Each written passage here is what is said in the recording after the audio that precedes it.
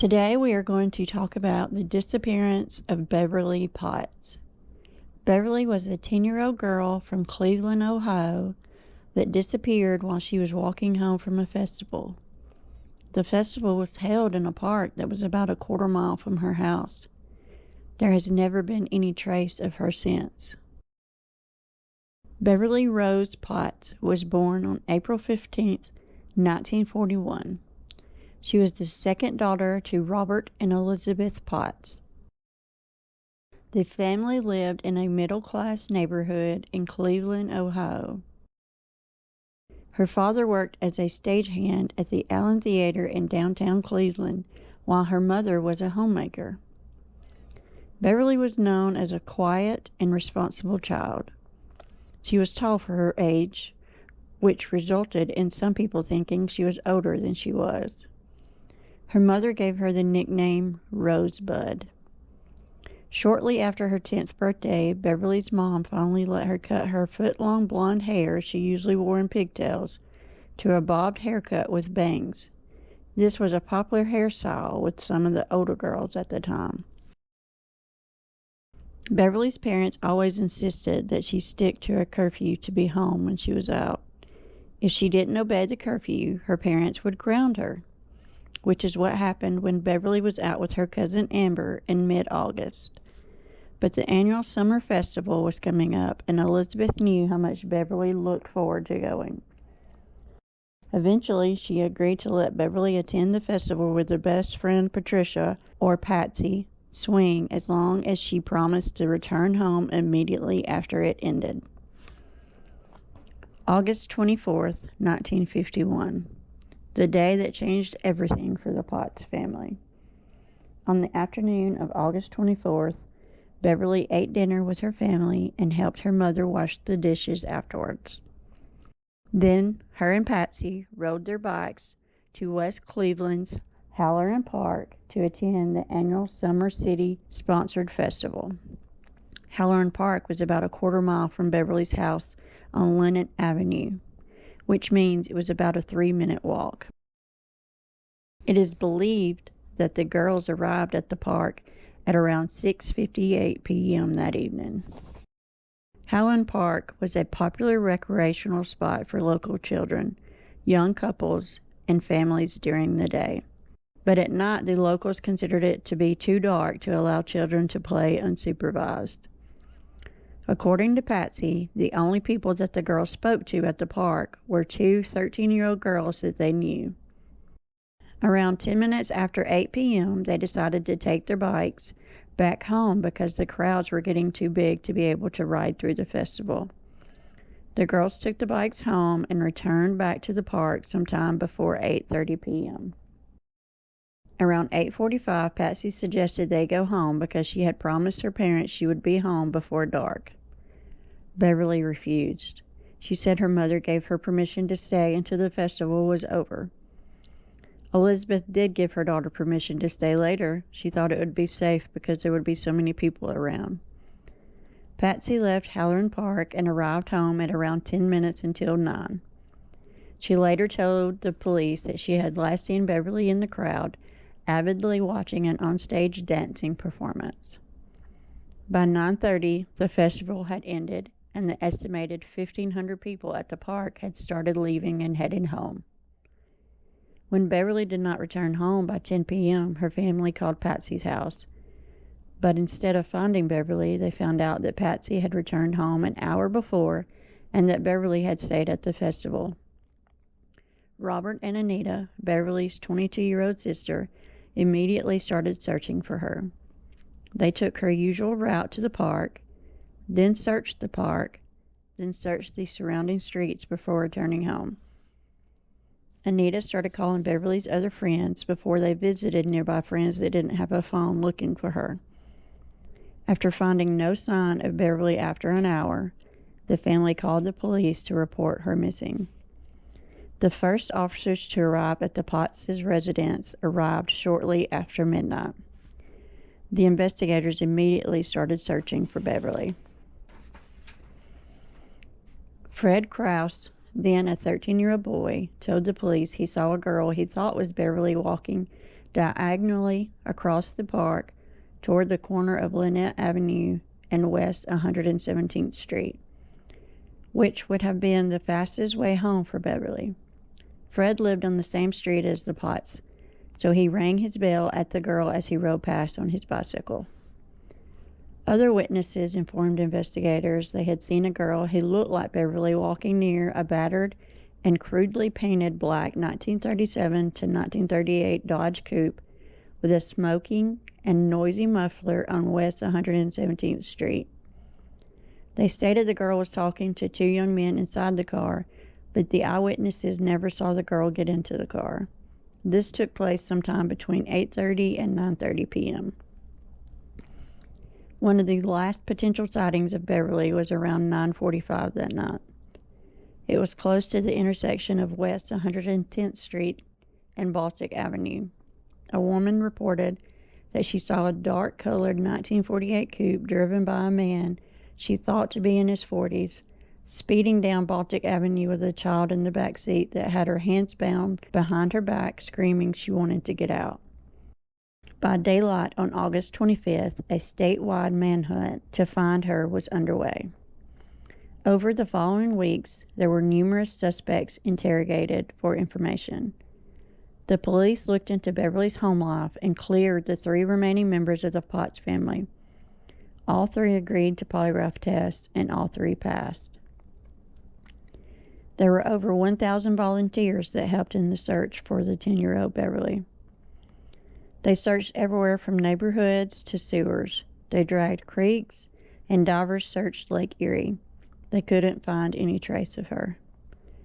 An off-duty Cleveland police officer, George Verrill, told the investigators that he had seen two young men who he thought were between 17 to 20, openly leering at young girls watching the dancing shows at the festival.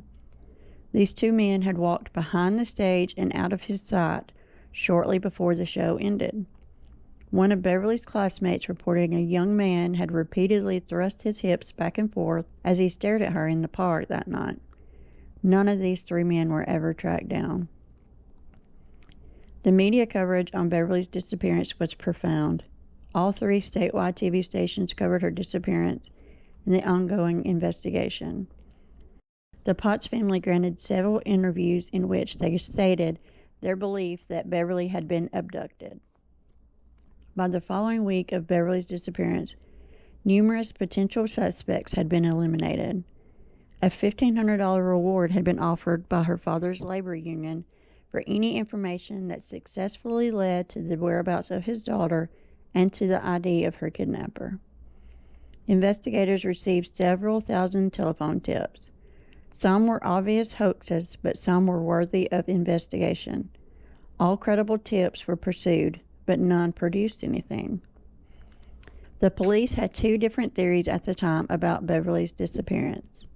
The first was that she was taken for ransom. All of the Potts' mail was inspected by police, but no ransom note was found. The second theory was that Beverly was taken for a sexual reason. 3 months prior to Beverly's disappearance in May 1951, a 5-year-old Lakewood girl named Gail Ann Michelle was abducted from a local department store. She was found abandoned, unharmed, 18 hours later. The same month, 2 underage girls had been assaulted in Halloran Park. Just weeks before Beverly's disappearance, 3 local women had been assaulted in locations close to the Potts' household. On August 26, 1951, all known sex offenders that lived in Cleveland's West Side were questioned about their whereabouts on the night of Beverly's disappearance. All 65 were cleared. Beverly was known to be shy, especially around men, and was leery of strangers. For these reasons, investigators believe Beverly may have known her abductor. 1 week after her disappearance, Beverly's family issued a public appeal to her abductors. They said they had finally came to the realization that they would never see their child alive again.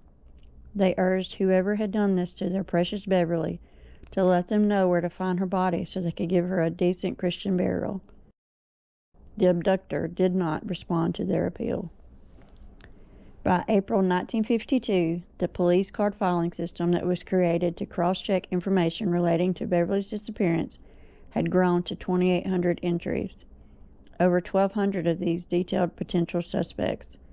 Each had been questioned and eliminated as a suspect. In 1954, a middle-aged man, a 20-year-old woman, and a 24-year-old man were arrested for peddling pornographic photos. One was of a prepubescent girl that resembled Beverly. At first, her parents thought it was a picture of her, but changed their minds. In 1973, an unnamed woman that claimed to have known Beverly as a child claimed that her body was buried in the grease pit of a former auto repair shop. Police searched the location on West 52nd Street but found nothing. In 1980, two retired Cleveland police detectives revealed that they had received a tip in 1974 from an attorney that had a client whose brother had supposedly confessed to abducting Beverly. The detectives questioned the brother, who admitted he lived near Halloran Park in 1951 and stated he picked up young girls and had inappropriate contact with them there. The man said he did not remember abducting her in particular, but said he had flashes of memory with a girl named Beverly. The detectives thought the man guilty, but the county prosecutor's office refused to pursue the case, saying there was lack of evidence. In February 1994, a couple remodeling a house found several pieces of notebook paper with a man's shirt beneath old carpeting. The note said that her husband, Steve Haynick, was the one who abducted and unalived Beverly. Steve would have been 40 at the time of the crime, and Anna, Steve's wife, alleged Steve was the Potts milkman. According to the note, Steve had previously assaulted Beverly's mom and was more than likely Beverly's biological father. The note went on to say Beverly had died of an accidental drug overdose and Steve had dismembered her body and burned her remains in their basement furnace.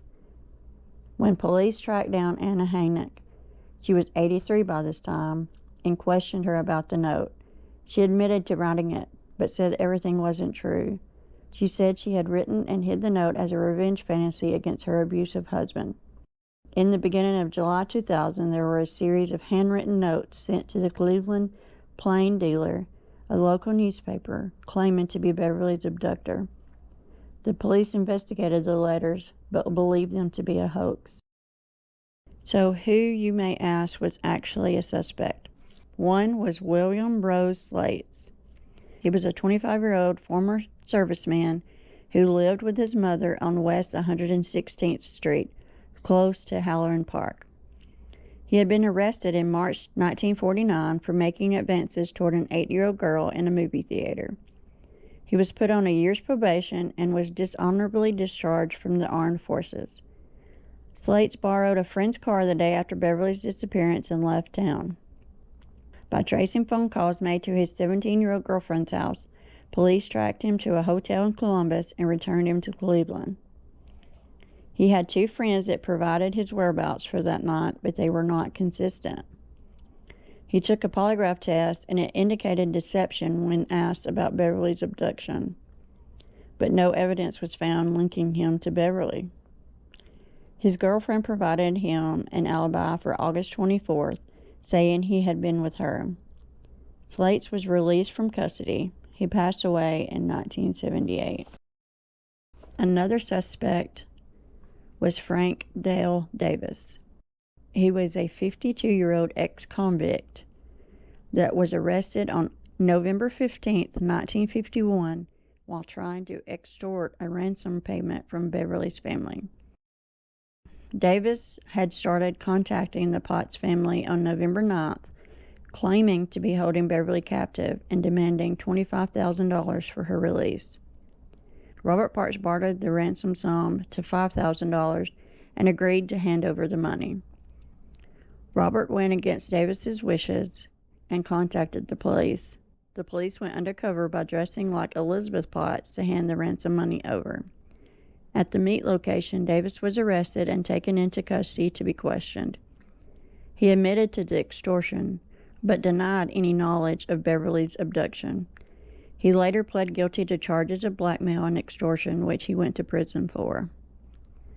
William Henry Redmond was another suspect in this case.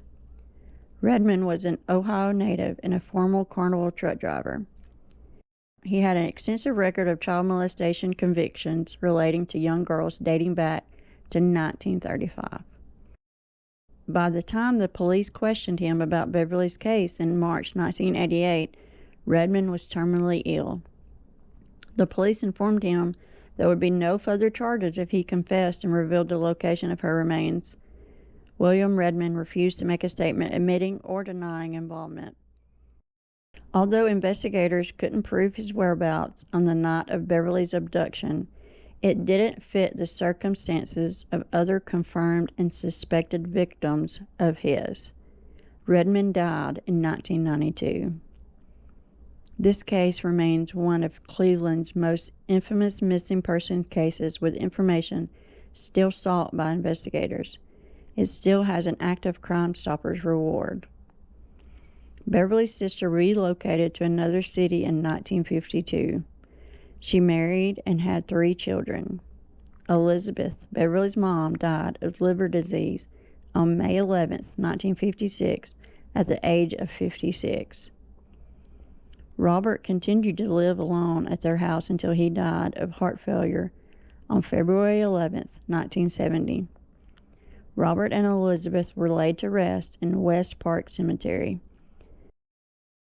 Anita had a memorial stone to her sister put by her parents' grave in 1991.